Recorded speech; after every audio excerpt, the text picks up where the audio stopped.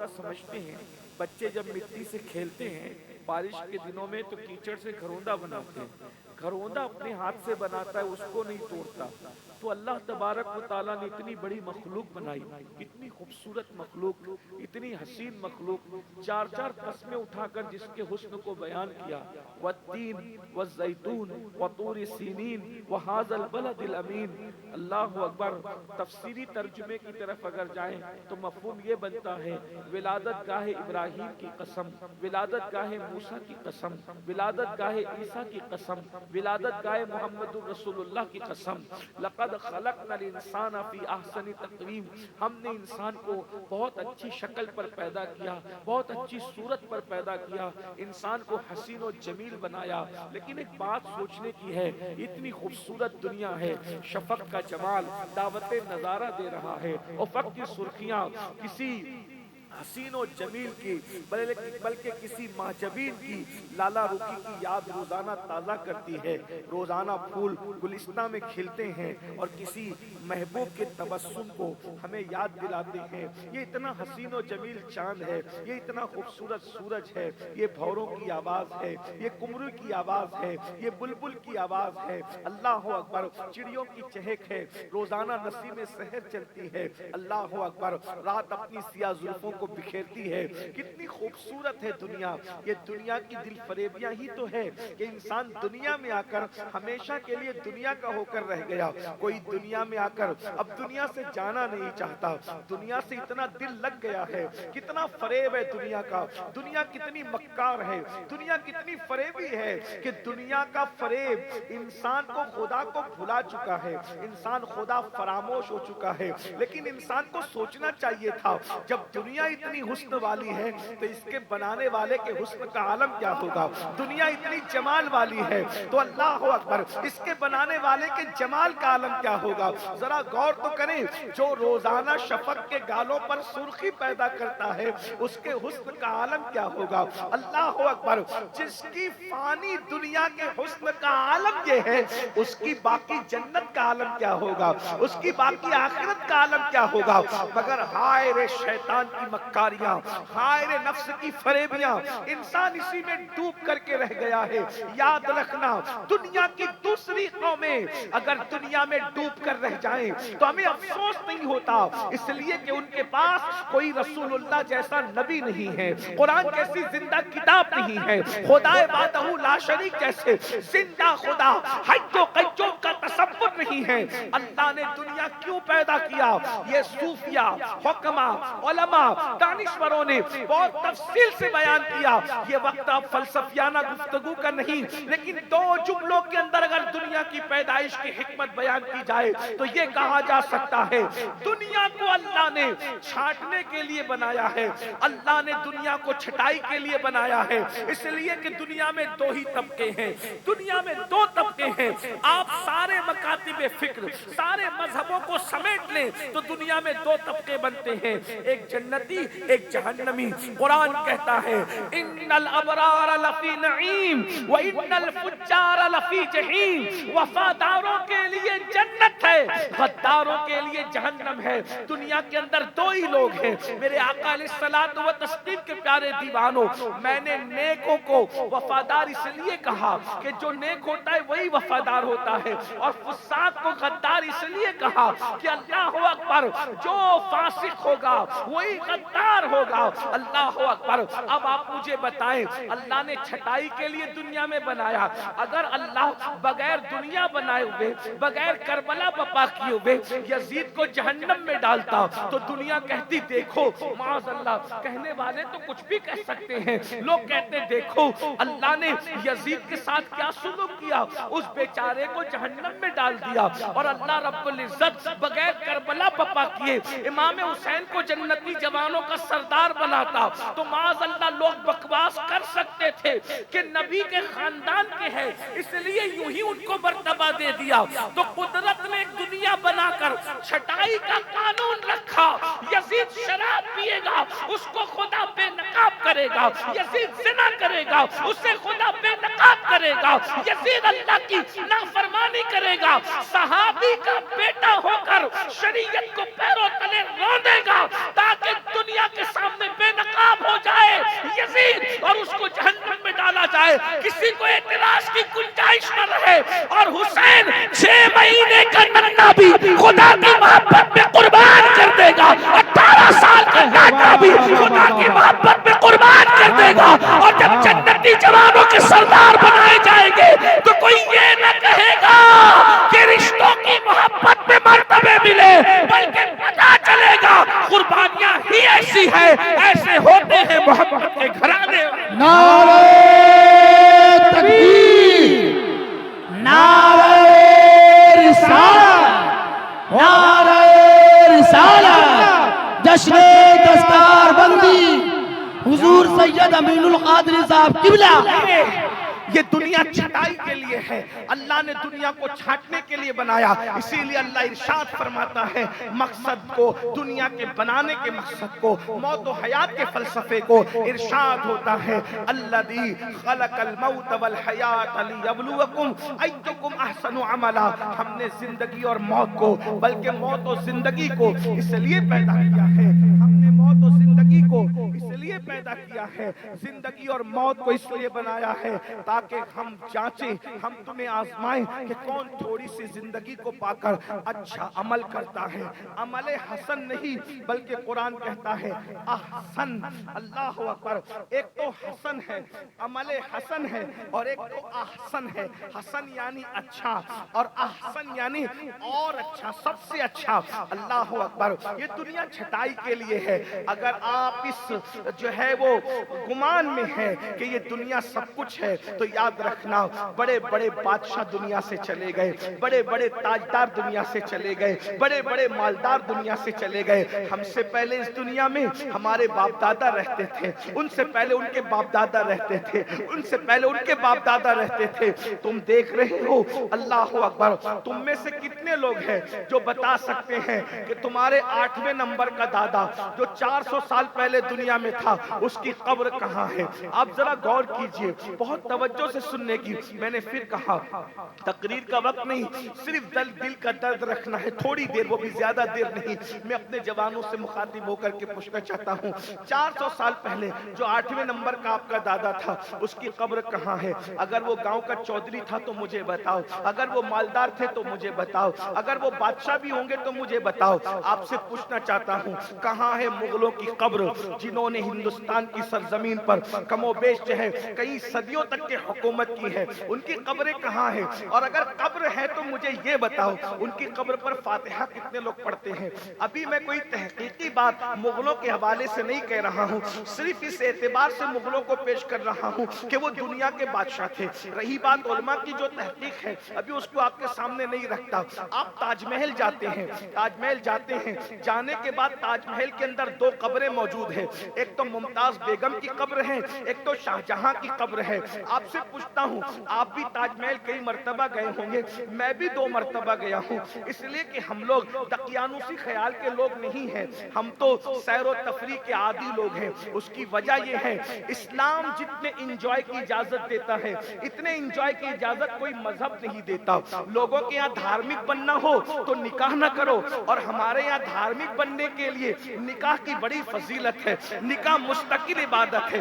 اسی لیے ہمارے یہاں کوئی بڈھا سفید ریش بزرگ ریپ کیس میں جیل میں نظر نہیں آتا، کیونکہ ہمارے یہاں اللہ اکبر مذہبی ہونے کے لیے عورت سے دور ہونا ضروری نہیں ہے بلکہ زنا سے دور ہونا ضروری ہے۔ ہمارے یہاں دھرم یہ ہے، اللہ اکبر، ہمارے یہاں مذہبی بننے کے لیے نان ویج اور ویج کا کوئی کانسیپٹ نہیں ہے۔ ہمارے یہاں مذہبی بننے کے لیے خدا کو راضی کرنے کا تصور ضروری ہے۔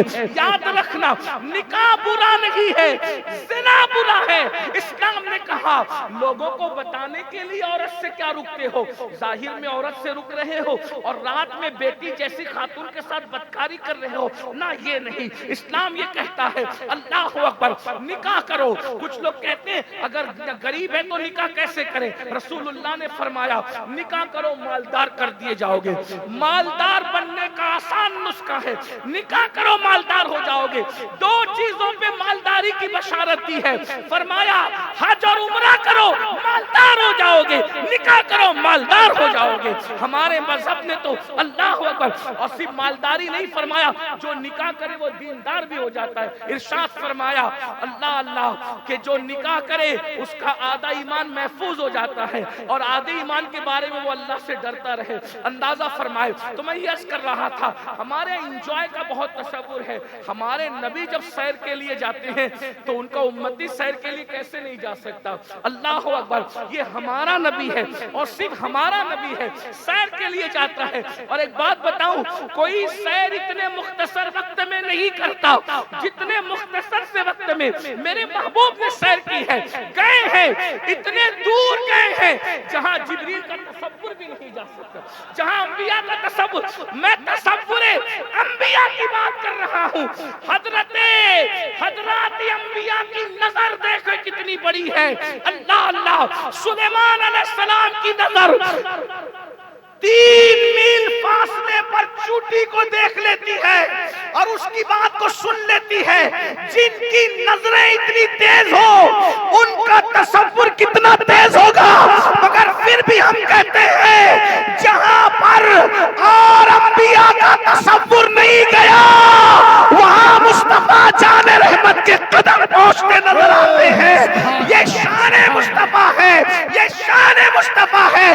بلکہ سدرہ پہ رہنے والا جبریل جہاں اپنی سوچ نہیں لے جا سکتا وہاں مصطفیٰ جان رحمت جاتے ہیں. اور میرے امام اس فلسفے کو یوں سمجھاتے ہیں, تھکے تھے روح الامی کے بازو, تھکے تھے روح الامی کے بازو, کہاں وہ دامن کہاں وہ پہلو, رکاب چھوٹی امید ٹوٹی, نگاہ حسرت کے ولولے تھے. وہی ہے اول, وہی ہے آخر, وہی ہے ظاہر, وہی ہے باطن, اسی کے جلوے, اسی سے ملنے, اسی سے اس کی طرف گئے تھے. تبارک اللہ شان تیری, تجھی کو زیبا ہے بے نیازی, کہیں تو ہو جوش لن ترانی, کہیں تقاضے وصال کے تھے.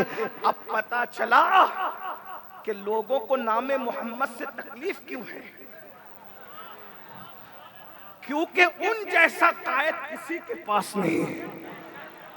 بے شک بے شک. جس کی تجوری کے خزانے میں جو خزانہ موجود نہ ہو وہ اس سے جلے گا نہیں تو کیا کرے گا. مسلمانوں تم کیسے نصیب والے ہو, تمہیں نبی بھی ملا تو وہ نبی ملا جہاں جبریل کے پر تھک جاتے ہیں اس سے آگے تمہارے نبی جاتے ہیں, ہمارے نبی جاتے ہیں. اور میرے امام تو یہ کہتے سبحان اللہ, باتیں تو حضرت موسیٰ سے بھی ہوئی اور باتیں ہمارے محبوب سے بھی ہوئی, لیکن موسیٰ سے جو باتیں کی جاتی ہیں وہ پوری دنیا میں شور کر دیا جاتا ہے. وَمَا تِلْكَ بِيَمِينِكَ يَا مُوسَىٰ قَالَ هِيَ عَصَا, اور آخر میں سورہ طٰہٰ کی جو آیتیں ہیں صاف بتایا جا رہا ہے, یہ پوچھا یہ جواب, یہ پوچھا. لیکن محبوب سے جو باتیں کی وہ جبریل کو بھی نہ بتائی. اب میرا بریلی کا قلندر کس طریقے کے بات کرتا ہے ذرا اندازہ کریں. بریلی کا قلندر یوں گنگناتا ہے, گنج جو چٹکے تھے ماں اوہا دنا کے باغ میں, گنج جو چٹکے تھے ماں اوہا دنا کے باغ میں, بلبلے سدرہ تک اس کی بو سے بھی محرم نہیں.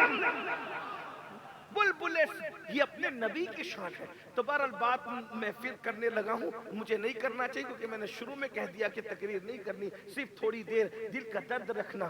تو تاج محل آپ گئے ہوں گے, آپ نے پورا تاج محل گھنٹوں دیکھا, کیا آپ نے شاہ جہاں کی قبر پہ فاتحہ نہیں پڑھی؟ تو 99% لوگ کہیں گے کہ نہیں پڑھی.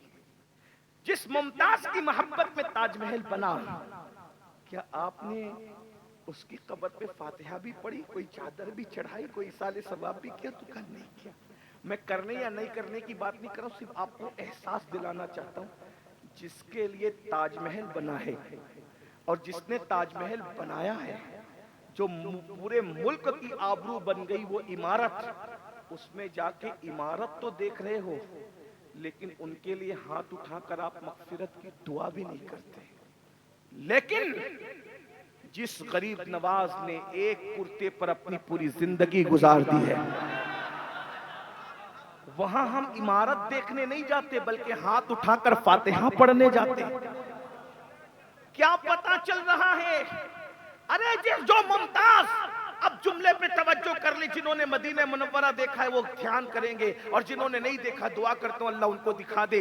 جو ممتاز تاج محل کے گنبد کے نیچے سو رہی ہے، پتا نہیں ہڈیاں بھی ہیں یا نہیں ہے مجھے نہیں پتا، اس کی قبر پر کوئی فاتحہ پڑھنے والا نہیں ہے، لیکن بقیع میں سیدہ فاطمہ الزہرا کے مزار پر کوئی گنبد نہیں ہے، مگر آج بھی جانے والا جاتا ہے یا نہ جانے والا نہیں جاتا ہے. تو مسلمان کا 24 گھنٹے میں ایک لمحہ ایسا نہیں گزرتا کہ جب تک سیدہ فاطمہ کا ذکر نہ ہو جائے اس وقت تک مسلمانوں کے قلوب کو چین نہیں ملتا.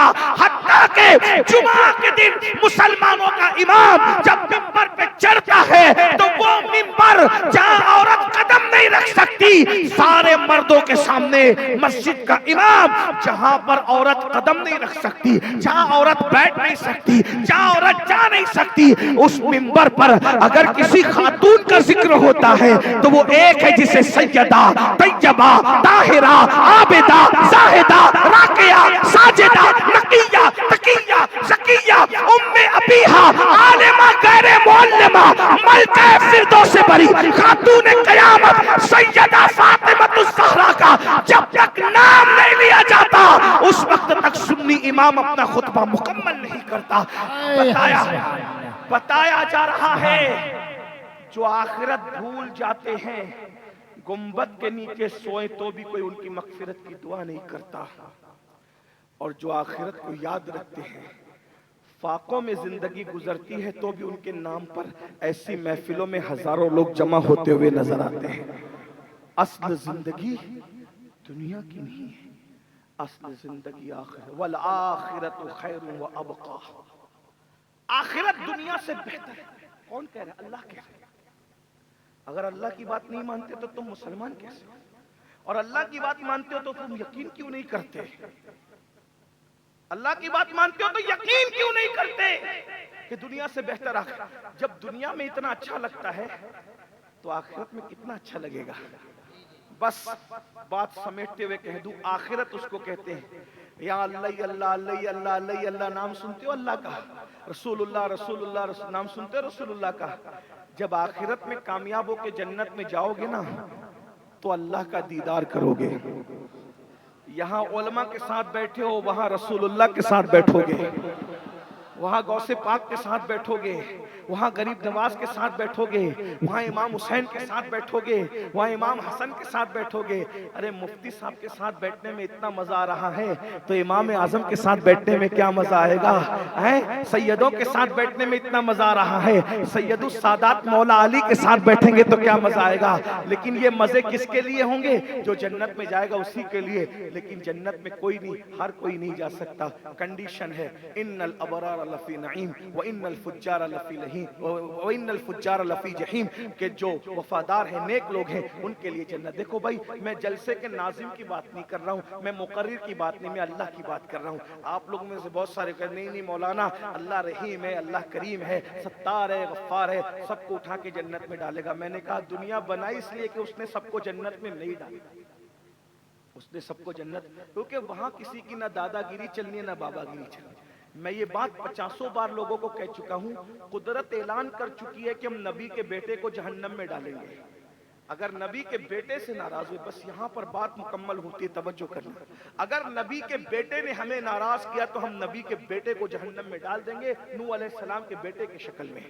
اگر نبی کی بیوی نے ہم کو ناراض کیا تو ہم نبی کی بیوی کو جہنم میں ڈال دیں گے، لوط علیہ السلام کی بیوی کی شکل میں. اور اگر کتا ہمیں راضی کر سکا تو ہم کتے کو اٹھا کے جنت میں ڈال دیں گے، اصحاب کہف کے کتے کی شکل میں.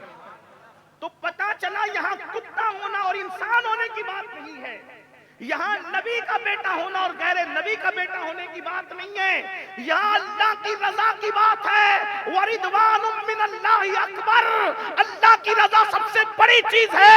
نبی کا بیٹا خدا کو ناراض کرے تو نوح علیہ السلام کے بیٹے کی شکل میں وہ جہنم میں جاتا ہے، حبشی کا بیٹا اگر خدا کو راضی کر لے تو پھر وہ نبی کی سواری کی نکیل پکڑ کر کے جنت میں آگے آگے جاتا نظر.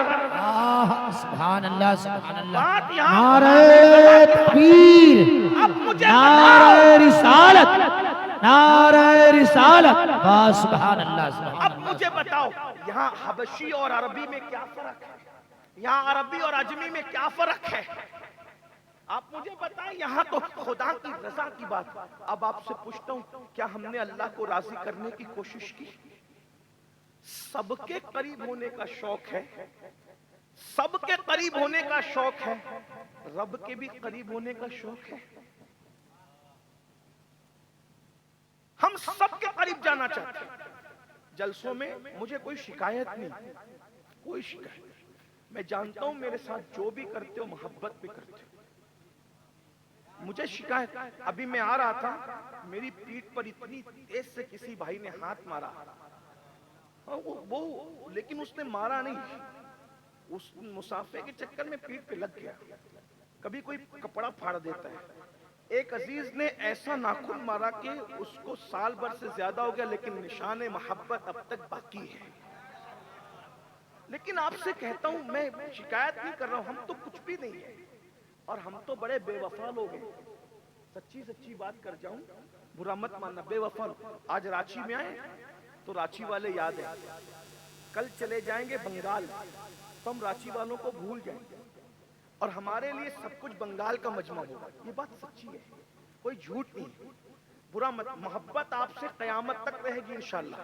ہم بھلکڑ لوگ ہیں، بے وفا لوگ ہیں، بھلکڑ لوگ ہیں، بے وفا لوگ ہیں، غدار نہیں ہیں. حضور کی امت سے ہمارے دل میں محبت رہے گی کیونکہ حضور سے محبت ہے. لیکن اتنا ضرور ہے ہم کل آپ کو بھول جائیں گے کیونکہ بھلکڑ ہے. لیکن ایک بات کہوں، جو بھلکڑ لوگ ہیں، جو بھلکڑ لوگ ہیں، جو وفا نہیں جانتے، ان سے مصافحہ کرنے کے لیے 200 کلومیٹر دور سے آتے ہو، 100 کلومیٹر دور سے آتے ہو. چلو حضرت سے ملیں گے، سید صاحب سے ملیں گے. اور جو وفا کو پیدا کرنے والا ہے، جو خالق وفا ہے، اس سے ملنے کے لیے اپنا گھر چھوڑ کر 4 قدم پر مسجد نہیں جاتے. اگر آپ کے ایم ایل اے سے تعلق اچھے بن گئے، مفتی صاحب سے بن گئے، سید صاحب سے بن گئے، خطیب صاحب سے بن گئے تعلقات، آخر یہ کہاں تک کام آئیں گے؟ بہت زیادہ مفتی صاحب نے، ہم نے وفا کی، علماء کرام نے وفا کی تو قبر تک پہنچائیں گے. قبر کے اندر ہم نے کام نہیں آنا، بالکل کام نہیں آنا. آپ جنگل میں پھنسے، اللہ نہ کرے ہمیں پتہ بھی نہیں چلے کہ ہم نے کیا کام آنا آپ کے. لیکن وہ اللہ جو ہماری شہرک سے زیادہ قریب ہے، جنگل میں ہے تو ساتھ ہے، پہاڑوں میں ہے تو ساتھ ہے، خوشیوں میں ہے تو ساتھ ہے.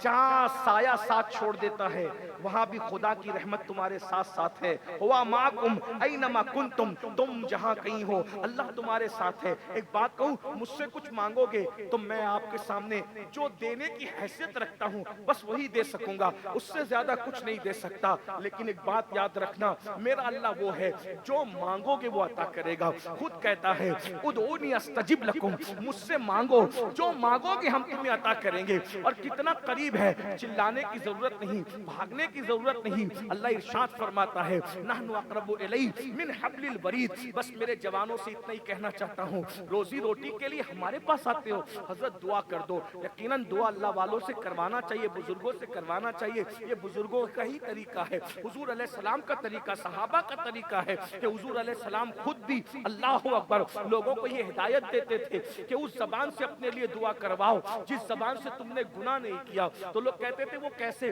وہ زبان کہاں سے لائے؟ تو فرماتے تھے تمہاری زبان سے سمجھ لو سمجھانے کے لیے، عبداللہ کی زبان سے عبد الرحمن نے گناہ نہیں کیا، عبد الرحمن کی زبان سے عبد السلام نے گناہ نہیں کیا. یا یوں کہہ لے کہ میری زبان سے آپ نے گناہ نہیں کیا اور آپ کی زبان سے میں نے گناہ نہیں کیا، تو میری زبان آپ کے حق میں جو دعا کرے گی یہ بے گناہ زبان دعا کرے گی، تو آپ کے حق میں وہ دعا مقبول قبول ہوگی. اور آپ میرے حق میں جو دعا کریں گے تو میرے حق میں یہ جو دعا ہے میں نے اس زبان سے گناہ نہیں کیا تو بے گناہ زبان دعا کرے گی تو میرے حق میں آپ کی دعا قبول ہوگی. بلکہ آقا فرماتے ہیں ایک مومن دوسرے مومن کے پیٹ پیچھے جب دعا کرتا ہے تو اس کی دعا کو وہ مقام دیا جاتا ہے جیسے حاجی کو عرفات کی میدان میں جو حاجی کی دعا کا مقام ہے وہ مقام اللہ غیر مومن کے پیٹ پیچھے دعا کرنے والے کی دعا کو مقام عطا فرماتا ہے. لیکن ایک بات کہتا ہوں میرے بھائی, ہم دعا کر سکتے ہیں, اس سے زیادہ کچھ نہیں دے سکتے, لیکن اللہ وہ ہے تم روزی مانگو گے وہ تمہیں روزی دے گا, وہ تم رزق مانگو گے وہ تمہیں رزق دے گا, عمر مانگو گے وہ تمہیں عمر دے گا, بیٹی کو رشتہ مانگو گے وہ تمہاری بیٹیوں کو اچھے رشتے دے گا. میرے بھائی لیکن بہت ہم کس قدر نادان ہیں, جو دینے والا ہے اس سے رشتہ کمزور کر چکے اور جو نہ دینے والے ہیں ان سے آس لگا چکے. اب آپ سے پوچھتا ہوں, مسلمانوں کی مجلس کا یہ ٹاپک ہی نہیں ہے کہ مسلمانوں کو کہا جائے کہ نماز پڑھو. کیوں؟ اس لیے کہ جو مسلمان ہوگا نماز لازمی ہے اور جو نماز پڑھے گا وہی مسلمان ہوگا. صحابہ کرام کہتے ہیں کہ مومن اور کافر میں ہم اپنے زمانے میں جو فرق کرتے تھے یہ صحابہ کا معیار ہے. اللہ اکبر. صحابہ کہتے ہیں ہم مسلمان اور کافر میں فرق کرتے تھے رسول اللہ کے دور میں نماز کی وجہ سے. جو نماز پڑھتا تھا ہم اس کو مسلمان سمجھتے تھے, جو نماز نہیں پڑھتا تھا ہم اس کو مسلمان نہیں سمجھتے تھے. بعد میں غفلت کا دور آیا, ہم حنفی ہونے کی وجہ سے بے نمازی کو ڈائریکٹ کافر تو نہیں کہتے, لیکن اتنا ضرور ہے میرے بھائی حضرت فاروق اعظم نے فتویٰ دیا بے نمازی کافر ہے, عبداللہ ابن مسعود نے فتویٰ دیا بے نمازی کافر ہے, حضرت عطا نے فتویٰ دیا بے نمازی کافر ہے. یہاں تک بیان کیا گیا 100 سے زیادہ صحابہ کا فتویٰ ہے کہ بے نمازی کافر ہے. ہم اس کی تعویل کرتے حنفی ہونے کی وجہ سے, لیکن مجھے بتاؤ نمازوں میں سستی کرنے والوں, نمازوں میں غفلت کرنے والوں, تم کہتے ہو قیامت کے دن حضور ہاتھ پکڑ کے جنت میں لے جائیں گے. میرا ایمان ہے شفاعتی لأہل الکبائر من امتی, لیکن آپ سے پوچھنا چاہتا ہوں اللہ اکبر, اگر حضرت فاروق اعظم کے فتوے کے مطابق قیامت میں فیصلہ کیا گیا, فاروق اعظم کے فیصلے فتوے کے مطابق اگر فیصلہ ہوا تو آپ کس صف میں کھڑے ہوں گے؟ پوچھو علماء سے. میں تو بس اتنا کہتا ہوں قادری بن گئے, چشتی بن گئے, نقشبندی بن گئے, سہروردی بن گئے, رضوی اشرفی سب بن گئے, کیا مسلمان بھی بنے؟ ہم جیسا مسلمان بنانے کے لیے حضور آئے تھے ہم ویسے مسلمان بنے. جو مسلمان ہوگا وہی قادری ہو سکتا ہے, غیر مسلم قادری نہیں ہو سکتا. جو مسلمان ہوگا وہی رضوی ہو سکتا ہے, غیر مسلم رضوی نہیں ہو سکتا. تو پہلے تو مسلمان بنو. اور اللہ کے رسول علیہ السلام فرما رہے, میں بے نمازی کو پھر کہہ رہا ہوں وضاحت کے ساتھ کافر نہیں مانتا, مگر اللہ کے رسول فرماتے جس کی نماز نہیں ہے اس کا کوئی دین نہیں. جس کی نماز نہیں ہے اس کا کوئی دین نہیں ہے. دین کہاں ہے؟ جمعہ کی 2 رکعت نماز پڑھنا بھی ہمیں بار پڑتا ہے. کس منہ سے ہم کہتے ہیں کہ ہم حضور کے عاشق ہیں, ہم مومن ہیں؟ جو قوم اللہ کے رسول کی محبت میں 10 منٹ کا وقت نہ نکال سکے, اگر کسی کو جلانے کے لیے کہہ رہے ہو کہ ہم حضور سے محبت کرتے ہیں تو تم جانو تمہارا کام جانو, اور اگر واقعی حضور سے عشق کرتے ہو تو عشاق تو ایسے نہیں ہوتے. ہم نے تو عاشق دیکھا مدینہ منورہ میں پہلی رات کی دلہن چھوڑ کر سر کٹانے کے لیے حضور کے فرمان پر میدان میں آ گئے, اور ہم لوگ نیند چھوڑ کر سر جھکانے کے لیے مسجد میں آنے تیار نہیں ہیں. یہ جو آج مسلمانوں کے جلسوں میں ہزاروں کی پبلک ہے, جس پر مقرر بھی خوش ہے, ناظم بھی خوش ہے اور انتظامیہ بھی خوش ہے, جب آپ حدیث میں دیکھیں گے تو یہ قیامت کی نشانیوں میں سے نشانی ہے. اللہ کے رسول علیہ السلام فرماتے قریب قیامت لوگ دین سننے جمع ہوں گے, دین پر عمل کرنے جمع نہیں ہوں گے. دین سننا پسند, ہمیں خوشی ہے, اچھا ہے آپ زیادہ کی تعداد میں سن رہے ہو, اللہ آپ کی ہماری اصلاح کرے, اور آپ سے برے ہم ہیں, آپ ہم سے اچھے ہو. لیکن آپ سے کہنا چاہتا ہوں کہ آپ مجھے بتائیں ہمیں ڈر نہیں لگتا؟ جلدی 2-3 باتیں. جنت ملنی کب ہے؟ جنت ملنی کب؟ حضور کے, جس کو جنت ملے گی حضور علیہ السلام کے ہاتھوں سے ملے. کس کے ہاتھوں سے؟ حتیٰ کہ حدیث پاک میں آیا ہے کہ قیامت کے دن سارے انبیاء بھی ہمارے حضور کی طرف تکتے ہوں گے، حتیٰ کہ خلیل اللہ جیسے نبی کو، جو نبیوں کے باپ ہے، خلیل اللہ کو بھی ہمارے نبی کی حاجت ہوگی، جس کو میرے امام یوں بیان کرتے ہیں، وہ جہنم میں گیا جو ان سے مستغنی ہوا، ہے خلیل اللہ کو حاجت رسول اللہ کی۔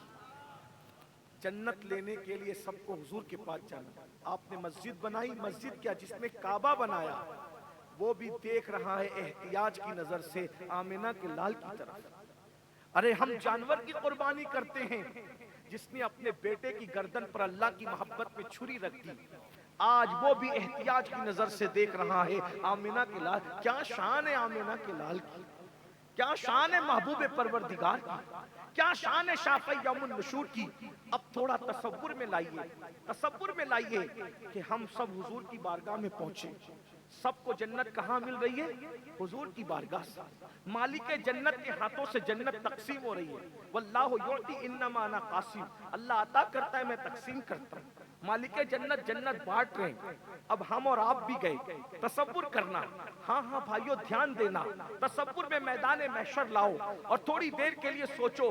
8 گھنٹہ کاروبار کے لیے محنت کرنے والوں، 10 گھنٹہ روپیوں کے لیے محنت کرنے والوں، مال کمانے کے لیے دلی، کلکتہ، ممبئی، حتیٰ کہ سعودی تک جانے والوں، میں منع نہیں کرتا، میرے مذہب نے منع نہیں کیا۔ میں نے کہا میرا مذہب جتنے انجوائے کی اجازت دیتا ہے کسی کا مذہب نہیں دیتا، جاؤ، لیکن اتنا ضرور کہتا ہوں، مال کے لیے دلی تک جانے والوں، اعمال کے لیے محلے کی مسجد تک کب آؤ گے؟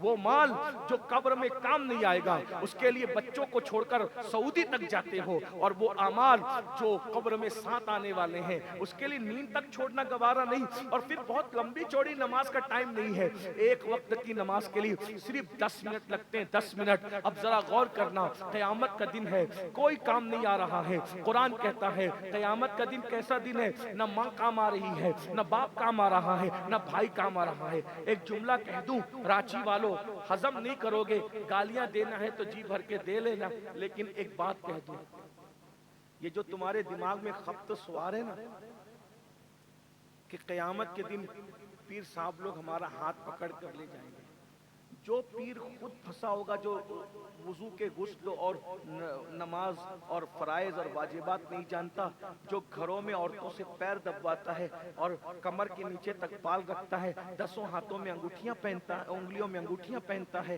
اور جس کی نظر تمہارے دل کی بجائے تمہاری جیب پر ہے، جس کو لفظ یزید کا تلفظ نہیں آتا، جو یزید کو بھی یزید کہتا ہے، ایسے پاگلوں کا ہاتھ پکڑ کے سوچتے ہو یہ قبر میں آئیں گے، حشر میں آئیں گے؟ ارے جو جیتے جی تمہاری بیماری میں تمہارے سرحانے عیادت کے لیے نہیں آتا، جو تمہارے مرنے کے بعد تمہارے جنازے میں نہیں آتا، وہ میدان محشر میں تمہارا ہاتھ کیا پکڑے گا؟ سب سے بڑا پیر اگر کوئی ہے تو محمد رسول اللہ۔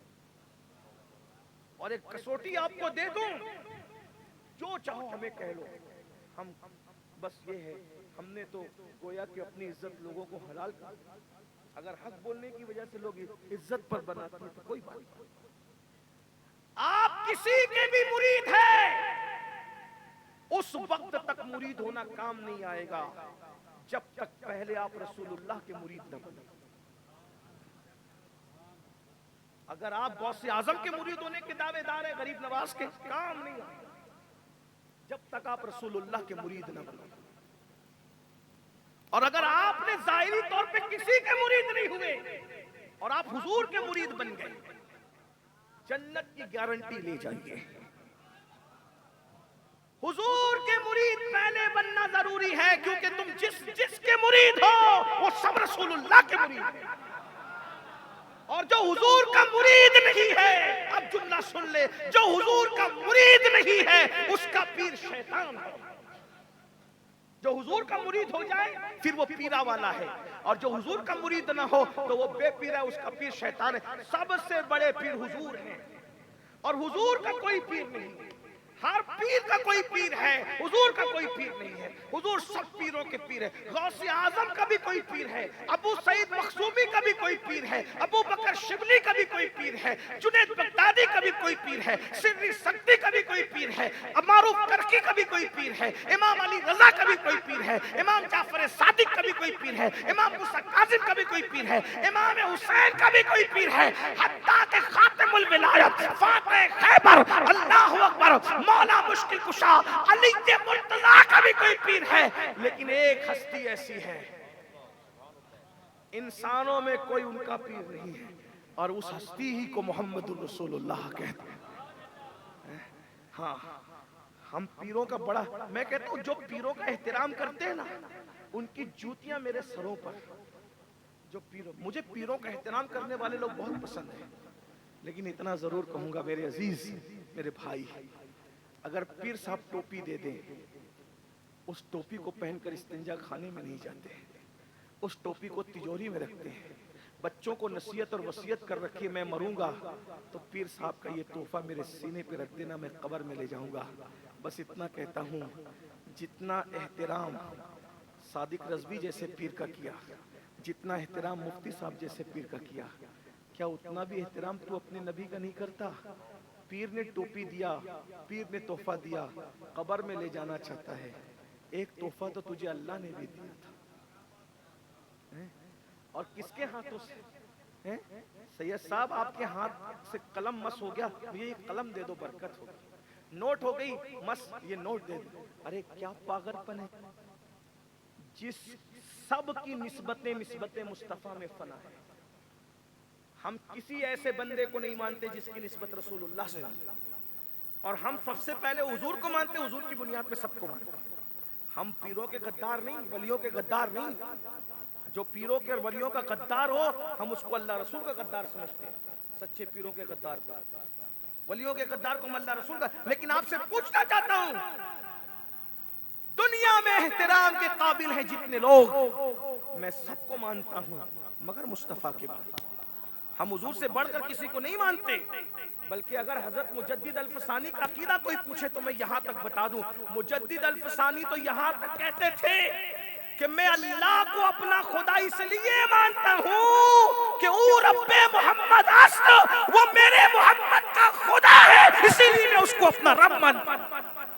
دیکھ رہے ہیں یہاں، اسی لیے تو میرے امام نے بھی جب حمد بیان کی نا تو یہ کہہ کے نہیں بیان کی کہ اللہ نے مجھے پیدا کیا اس لیے اس کے لیے حمد ہے، زمین بنائے اس کے لیے حمد ہے، آسمان بنائے اس کے لیے حمد ہے، نہ، بلکہ جب حمد بیان کی تو یوں کا وہی رب ہے، وہی رب، صرف وہی رب ہے۔ کس کون رب ہے؟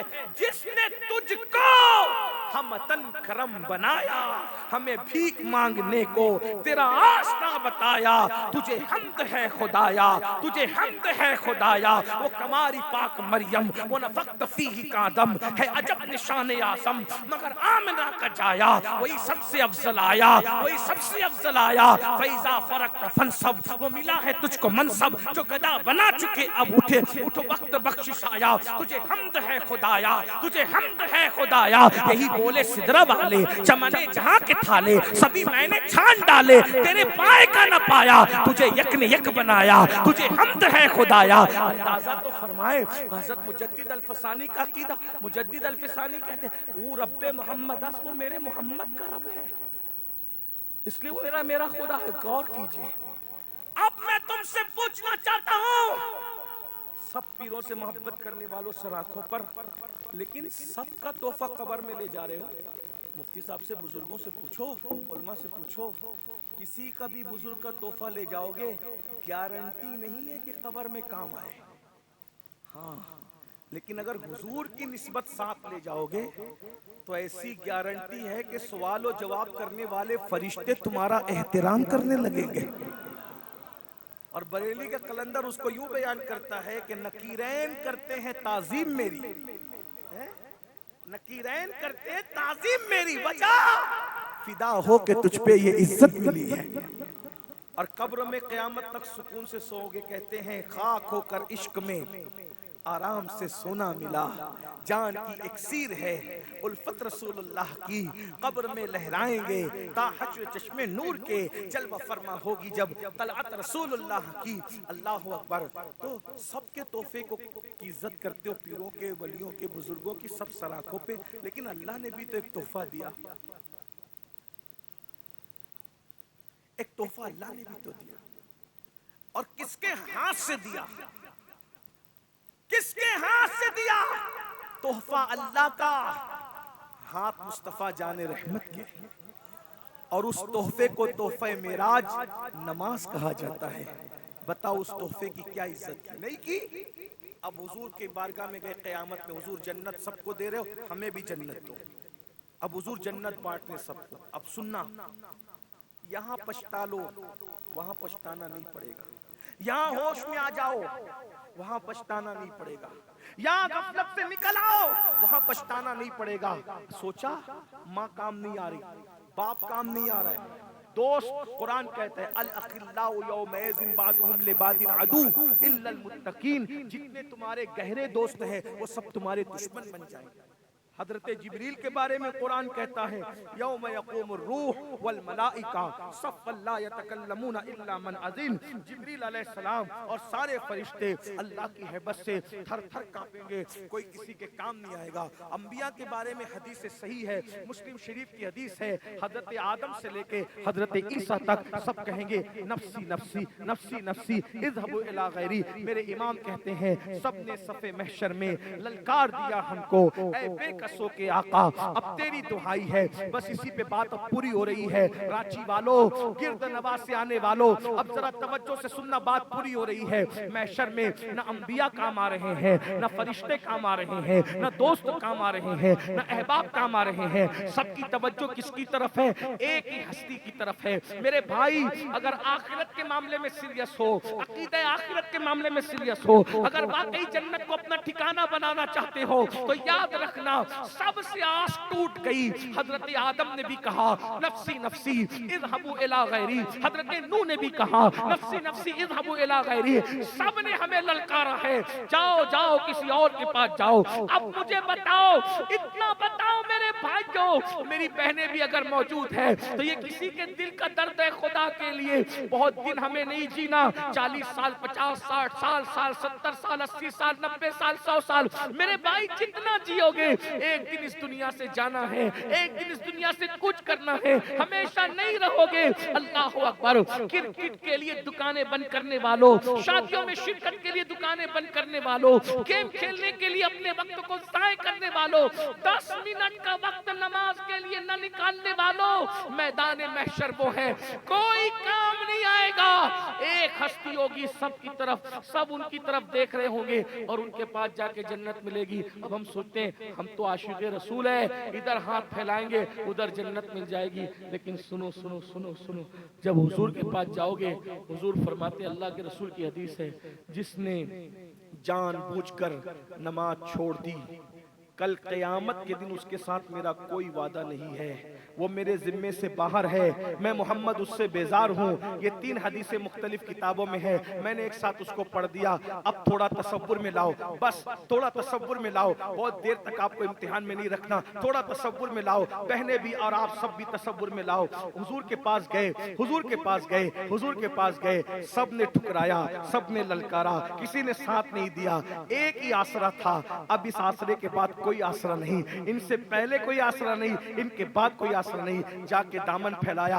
आका फरमाते हैं जो जानबूझ के नमाज छोड़ दे, क़यामत के दिन उसके साथ मेरा कोई वादा नहीं, वो मैं उससे बेजार हूँ, वो मेरे जिम्मे से बाहर है। मेरे भाई, कोई साथ नहीं आ रहा था, हुजूर ही का सहारा था। शफाअत के लिए गए और हुजूर से कहा, या रसूल अल्लाह, मैं भी आपका उम्मती हूँ, अल्लाह से तो मैं दुआ करता हूँ हमेशा, अल्लाह मेरे किसी दुश्मन को भी वो दिन न दिखाए, अल्लाह किसी دشمن کو بھی وہ دن نہ دکھائے، اللہ کسی دشمن کو بھی وہ دن نہ دکھائے۔ اللہ اکبر، ساری مغفرت کی بات حضور کی مرضی پر ہے، اور حضور سے کہا حضور شفاعت کر دیجئے، اور اللہ نہ کرے، ہزار بار نہ کرے، حضور ناراض ہو کے منہ پھیر لے اور منہ پھیر کر کہے رات کے 3 بجے تک تو زنا کی فلمیں تو دیکھتا تھا، لیکن 10 منٹ کا وقت تو فجر کی نماز کے لیے نہیں نکالتا تھا۔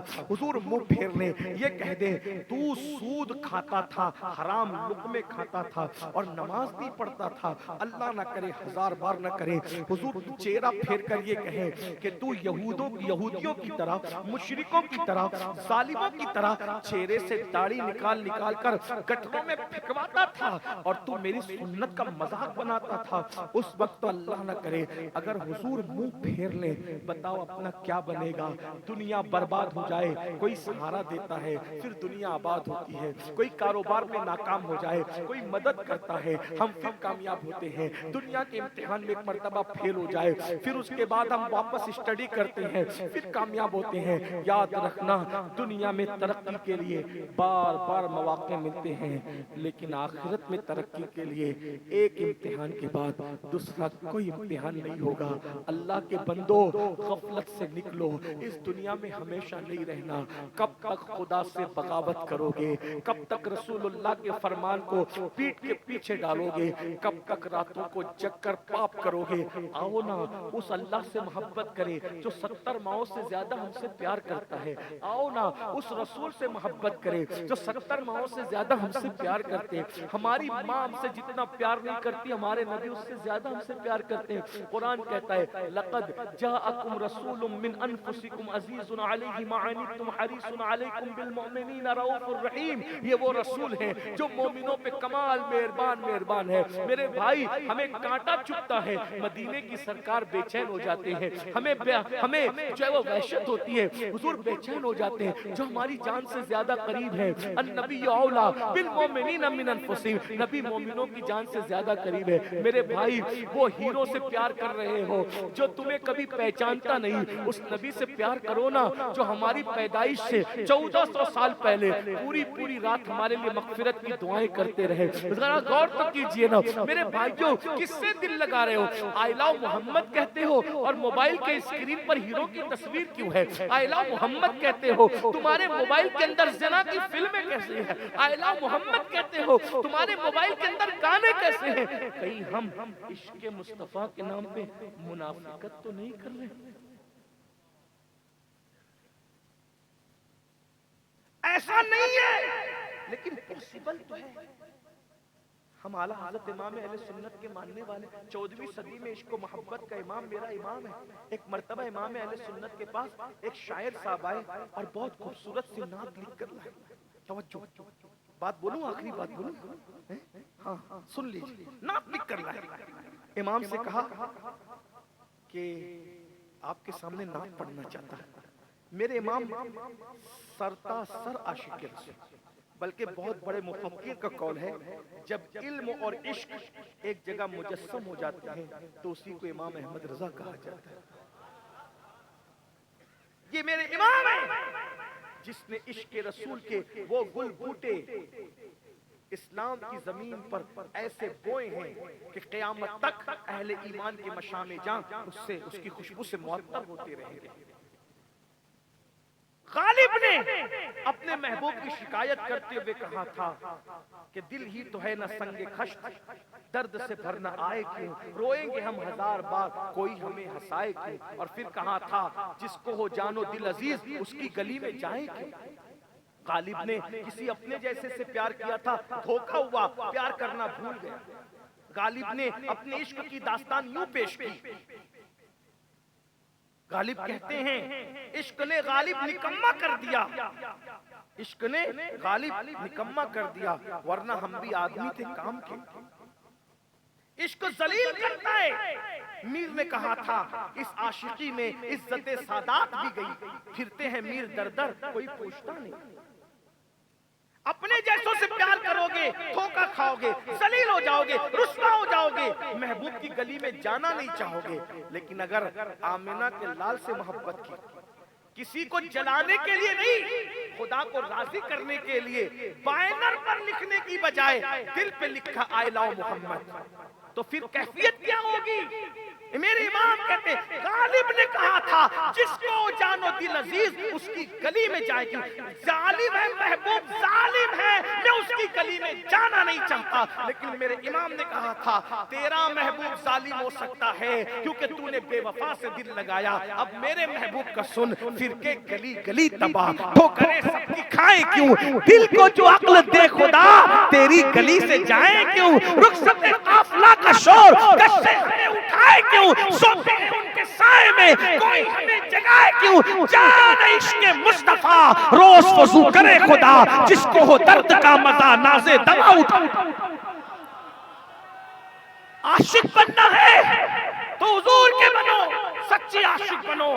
میر نے عشق کیا تو میر کہتے ہیں کہ میں در در بھٹک رہا ہوں، لیکن اگر حضور سے عشق کرو گے، میں یہ نہیں کہتا کہ میر نے حضور سے عشق کیا نہیں کیا، یہ میں بات نہیں کر رہا ہوں، لیکن اس نے اپنی کیفیت بیان کی تو میں بات کر رہا ہوں، ورنہ شاعر لوگ ناراض ہوتے ہیں کہ تم نے شاعری کی دنیا کی توہین کر دی۔ بھائی جو میر کہہ رہا ہے میں وہ کہہ رہا ہوں کہ اس عاشقی میں عزت سادات بھی گئی، میر سید تھا کہتا ہے اس عاشقی میں عزت سادات بھی گئی، پھرتے ہیں میر در در کوئی پوچھتا نہیں، اور سید کسی عورت سے پیار کرے تو سیادت کی آبرو بھی چلی جاتی ہے، اور حبشی خدا کے محبوب سے پیار کرے تو حبشی کا قدم اوپر نظر آتا ہے، کعبے کی چھت نیچے نظر آتی ہے۔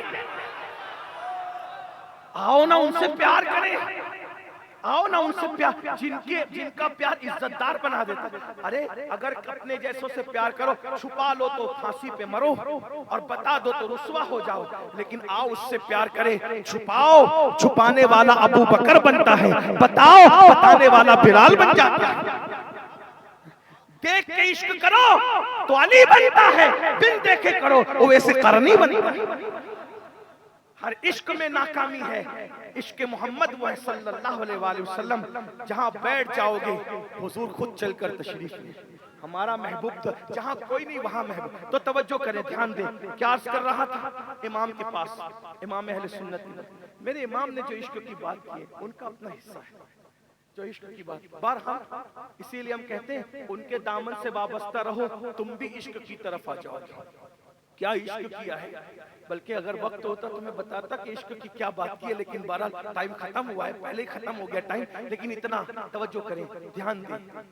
اگر یہاں شعر سمجھنے والے لوگ موجود ہیں تو بات کہوں، کسی شاعر نے، شاعر ہمارے بھائی موجود جانتے ہیں، پرانے بڑی محبت ہے، ہم اپنے شعرا سے پیار مانتے ہیں، اس کی وجہ نعت خوانوں سے پیار اس لیے کرتے ہیں کہ ہمیں یہ بھی حضور کی سنت ہے۔ حضور علیہ السلام نعت خواں کو منبر پہ بٹھاتے تھے اور خود زمین پہ بیٹھ کر اس سے نعت سنا کرتے تھے۔ اسی لیے تو میرے نبی کے دور کے نعت خواں نے کہا تھا وَأَحْسَنُ مِنْكَ لَمْ تَرَ قَطُّ عَيْنِي وَأَجْمَلُ مِنْكَ لَمْ تَلِدِ النِّسَاءُ خُلِقْتَ مُبَرَّأً مِنْ كُلِّ عَيْبٍ كَأَنَّكَ قَدْ خُلِقْتَ كَمَا تَشَاءُ۔ حضرت امیر خسرو نے کہا تھا پری پیکر نگارے سر و قد لالا رخسارے سراپا آفت دل بود شب جائے کے من بود۔ حضرت علامہ عبد الرحمن جامی نے کہا تھا جہاں روشن است از جمال محمد دلم زندہ شد از وصال محمد۔ اور ایک مقام پر کہتے ہیں آیات قرآن ابرویت تفسیر قرآن گیسویت روئے تو قرآن ماں ایمان توی ایمان توی۔ اور میرے امام کہتے ہیں اللہ کی سرتاب قدم شان ہے یہ، انسان ہے انسان وہ انسان ہے یہ، قرآن تو ایمان بتاتا ہی نہیں، ایمان یہ کہتا ہے میری جان ہے۔ علم والوں سے جو شاعری کس سے نفس سمجھتے ہیں ان سے توجہ چاہتا ہوں، ہر شاعر نے اپنے محبوب کے چہرے کو چاند سے تشبیہ، غالب نے بھی کہا تھا کل 14ویں کی رات شب بر رہا چرچا تیرا، کچھ نے کہا کہ چاند ہے کچھ نے کہا چہرہ تیرا، ہم بھی وہاں موجود تھے ہم سے بھی سب پوچھا کیے، ہم چپ رہے ہم ہنس دیے منظور تھا پردہ تیرا۔ غالب نے بھی اپنے محبوب، لیکن امام احمد رضا اپنے محبوب کو یہاں چاند سے تشبیہ نہیں دیتے بلکہ چاند کو چیلنج کرتے ہیں، عشق میں بھی پٹھان کا رنگ دیتے۔ لوگ کہتے ہیں کہ وہ اتنے متشدد کیوں تھے، میں نے کہا عشق شدت ہی لاتا، وہ عشق ہے ہی نہیں جس میں شدت نہیں ہے۔ قرآن کہتا ہے والذین آمنوا اشد حبا للہ، اشد جب قرآن شدت کی بات کرتا ہے، جب مولا شدت کی بات کرتا ہے تو مولوی کو تکلیف کیوں ہے؟ جہاں عشق ہے وہاں شدت ہے، اور جہاں عشق نہیں ہے وہاں شدت ہو ہی نہیں۔ عشق آئے گا تو شدت آئے گی۔ والذین آمنوا اشد، ورنہ بتائے نا سہارنپور والے اشد کا مطلب کیا ہے؟ بتائیں اشدو کا مطلب کیا ہے؟ جب قرآن اشدو کہتا ہے تو پھر بریلی کے تاجدار کی شدت سے تمہیں تکلیف کی؟ تم نے کسی سے عشق کیا ہوتا تو پتہ چلتا۔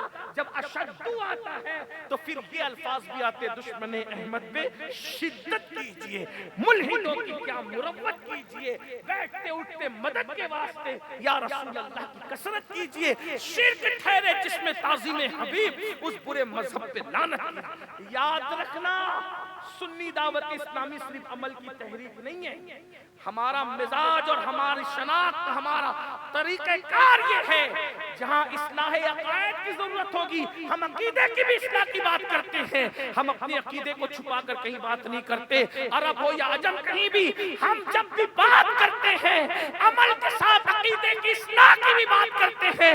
اس عمل کو اور اس کام کو آگ لگے جو مسلک کو چھپا کر کے پیش کیا جائے۔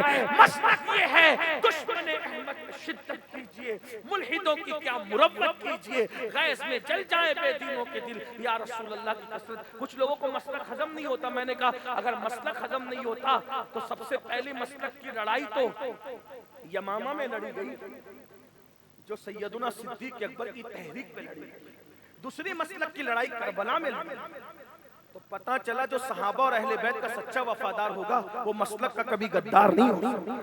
لوگ کہتے ہیں کیا مسلک کی بات کرتے ہیں؟ میں نے کہا مسلک یمامہ میں بھی تھا، مسلک کربلا میں بھی تھا، اور انشاءاللہ امام مہدی بھی مسلک کی لڑائی لڑیں گے۔ بہرحال میں عرض کیا کر رہا تھا، شاعر لوگ چاند سے تشبیہ دیتے ہیں محبوب کے چہرے کو، لیکن امام احمد رضا ایسا غیرت مند عاشق ہے جو چاند کو چیلنج کرتا ہے، اور محبوب کے چہرے کو تشبیہ نہیں دے رہا ہے، بلکہ کیا کہتے ہیں؟ اب چیلنج دیکھیں، اگر شعر سمجھتے تو چیلنج دیکھیں، کہتے ہیں دل اپنا بھی شیدائی ہے اس ناخن پاکا، دل یہ عشق ہے، دل اپنا بھی شیدائی ہے اس ناخن پاک، کہتے ہیں پیر کے ناخن کو، یعنی تصور میں لائیے جب حضور پیر کے ناخن تراشتے ہوں گے تو جو پیر کے ناخن کا تراشا ہوتا ہوگا کتنا باریک ہوتا ہوگا، اور وہ جو باریک سا ہوتا ہے نا، تو چونکہ حضور کے پیر کی انگلیاں شیپ میں تھی تو جب وہ کٹتی تھی تو وہ چاند کی شکل اختیار کرتے ہیں۔